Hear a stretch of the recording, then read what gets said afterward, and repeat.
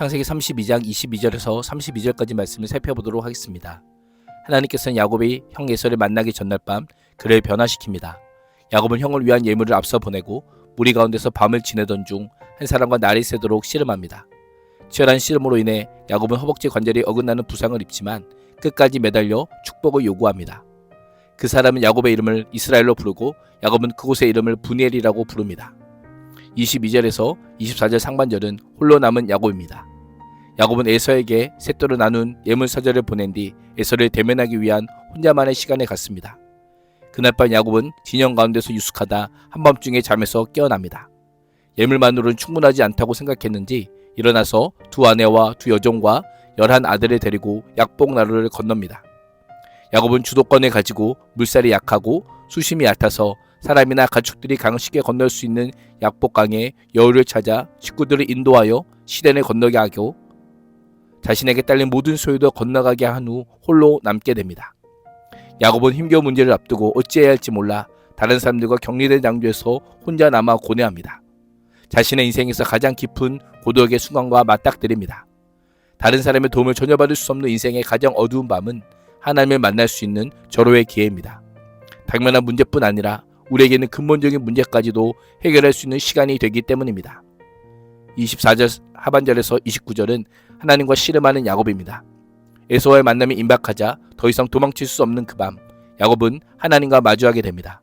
정적이 흐를 것 같은 장면은 갑자기 씨름판으로 바뀌게 됩니다. 뒤에 홀로 남은 야곱은 어떤 이와 동이 틀 때까지 씨름을 합니다. 씨름하다란 원래 먼지에 쌓이다, 붙잡다란 뜻으로 땅에서 먼지가 일어날 쌓을 정도로 서로 붙잡고 격렬하게 싸우는 모습을 가리킵니다.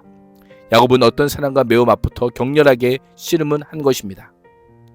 날이 새도록 야곱과 씨름하던 그 사람은 야곱을 이길 수 없다는 것을 알고 야곱의 허벅지 관절을 칩니다. 침이라는 단어는 닿다, 만지다라는 뜻으로 야곱을 치거나 때린 것이 아니라 단지 만지기만 했음을 알려주고 있습니다. 만지기만 했는데도 야곱이 무력하게 되었다면 이 사람은 누구일까요? 하나님의 사자입니다. 호세아 선지자는 이 사건을 회고하며 그를 하나님과 천사로 병행하여 불렀습니다. 그는 본질적으로 하나님이시지만 인간 야곱에게 있어서는 천사의 모습으로 자신을 드러내신 것입니다. 그 사람이 야곱의 허벅지 관절을 어긋나게 한 행위는 비겁한 공격을 묘사하거나 하나님의 사자가 야곱에게 패배를 당했다는 의미보다 야곱이 매달리는 것을 눌러 꺾을 수 없었다는 의미입니다. 나아가 야곱의 힘과 자기 의존성을 꺾어 완전히 굴복시키려 한 그의 단호한 의지를 강조하고 있습니다. 야곱은 그 사람과 씨름하다가 허벅지 관절이 어긋나게 됩니다. 하나님께서는 야곱의 뼈를 어긋나게 하심으로 육신을 믿고 살아온 야곱에게 육신의 나약함을 일깨워 주십니다. 힘의 근원을 치심으로 꺾인 다리를 통해 그가 붙들고 의지해야 될 상은 오직 한 분 하나님이심을 알려주십니다. 그가 날이 새려고 하니 놓아달라고 합니다. 하나님의 사자는 얼마든지 야곱을 뿌리치고 떠나갈 수 있음에도 불구하고 굳이 야곱에게 묻는 이유가 무엇일까요? 육신이 연약해진 야곱이 과연 하나님을 의지하고 있는지 시험하고자 함입니다. 야곱은 축복을 주지 않는 한 결코 보낼 수 없다고 합니다. 야곱은 몸싸움에서는 졌지만 기싸움에서는 절대 물러서지 않습니다. 야곱은 밤새 씨름하며 상대가 단순히 사람이 아니라 신적 존재임을 깨달은 것으로 보입니다.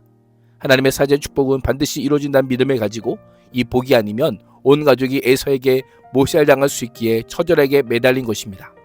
그러자 그 사람은 야곱에게 내 이름이 무엇이냐라고 묻습니다. 정보를 얻기 위한 질문이 아니라 너는 어떤 사람이냐와 같이 야곱이라는 이름으로 살아온 존재가 누구인지 스스로 직면하라는 질문입니다. 옛 이름을 고백시킴으로 새롭게 부여할 이름의 가치와 의미를 강조하기 위한 질문이기도 합니다. 이름을 부여하는 행위는 명명자에게 통치권과 소유권이 있음을 가리킵니다. 하나님께서 내 이름이 무엇이냐 물은 것도 이제 야곱에 대한 소유권이 야곱이라는 이름을 지어준 아버지 이삭이 아니라 하나님 자신에게로 옮겨갈 것임을 암시합니다. 야곱이 야곱이라고 대답하자 그 사람은 내가 하나님과 겨루어 이겼고 사람과도 겨루어 이겼으니 이제 내 이름은 야곱이 아니라 이스라엘을 부를 것을 선언합니다. 야곱은 발꿈치를 잡는 자, 속이는 자라는 뜻이라면 이스라엘은 하나님이 겨루신다, 하나님이 다스리신다는 의미입니다. 야곱은 지금까지는 인간적인 계략으로 외롭게 싸웠다면 이제부터는 하나님과 더불어 싸우는 자가 되어야 함을 알려줍니다. 야곱은 자신이 야곱, 속이는 자로 인정했을 때 이스라엘, 하나님과 싸워 이긴 자라는 새로운 이름을 받을 수 있었던 것입니다. 자기 힘으로 이뤘던 인생의 승리가 결코 하나님의 복을 대신할 수 없음을 인정했을 때 승리자라는 이름을 얻었던 것입니다. 우리 또한 그러합니다. 우리 나의 실체, 야곱됨을 인정할 때 하나님의 자녀 새 이스라엘의 영광에 참여할 수 있음을 기억해야 합니다. 야곱은 당신의 이름을 알려주소서라고 하며 자신과 씨름한 사람의 이름을 물으며 그의 정체를 확인하고자 합니다. 야곱의 애절한 간청에도 불구하고 그러나 그는 어찌하여 나의 이름을 묻느냐라고 하며 자신의 이름을 끝내 밝히지 않습니다. 야곱의 구한대로 야곱에게 축복하며 그의 정체와 권위를 다시금 확증합니다.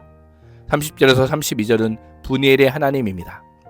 야곱은 축복을 받은 뒤 자신과 씨름한 자가 하나님이심을 깨닫고 곧 이름을 하나님의 얼굴이란 뜻의 분이엘이라고 합니다. 히브리인들은 전통적으로 하나님을 대면하면 죽는다라고 알고 있었습니다. 인간이 하나님의 얼굴을 볼 수 없는 것은 죄인으로서 하나님의 거룩하신 영광의 빛을 견디지 못하기 때문입니다. 그러나 야곱은 하나님과 얼굴을 대면하여 보았음에도 죽지 않고 생명이 보존되었다는 것은 기적과 같은 일로 인간의 생각으로선 도무지 상상할 수 없는 일이었기에 감사하고 감격합니다. 야곱이 분이엘을 지날 때 해가 솟아서 그를 비추었습니다. 성경은 새로운 하루의 시작을 알리는 태양이 떠올랐고 야곱은 비록 엉덩이 뼈가 어긋났으므로 절뚝거렸지만 이스라엘이란 새로운 이름으로 고향을 향해 가는 그의 모습을 매우 회화적으로 묘사합니다. 절뚝거리는 야곱은 영광스러운 패배자로 나아가고 있습니다. 야곱은 허벅다리로 말미암아 절었지만 옛사람이 깨어지고 하나님의 은혜의 흔적을 가진 자가 되었습니다. 에서의 만남을 앞두고 지륵같이 어둡고 불안했던 애굽의 마음은 하나님과의 만남을 통해 동터오는 태양처럼 환하고 밝아지게 됩니다. 이젠 담대하게 형 에서를 만날 사람으로 준비되고 있습니다. 32절은 이 사건 이후 밤에 나타난 그가 야곱의 허벅지 관절에 있는 둔부의 힘줄을 쳤기에 이스라엘 사람은 오늘날까지 허벅지 관절에 있는 둔부의 힘줄을 결코 먹지 않았음을 알려줍니다. 치열한 씨름 끝에 야곱의 고집센 자아가 꺾이고 새 이름을 받음으로 새로운 피조물이 된 것처럼 옛사람은 죽고 새 사람이 되어 그리스도한 이름을 가진 자로 하나님을 의지하여 걸어가는 새 이스라엘로 살아갈 수 있기를 주님의 이름으로 축복합니다. 기도하겠습니다. 하나님, 야곱처럼 우리의 옛사람을 깨뜨리시고 오직 주님만 의지하는 새 사람이 되게 하시고 분이엘의 은혜를 허락하사 어떤 상황 속에서도 담대히 주만 바라보게 하여 주옵소서. 예수님의 이름으로 기도합니다. 아멘.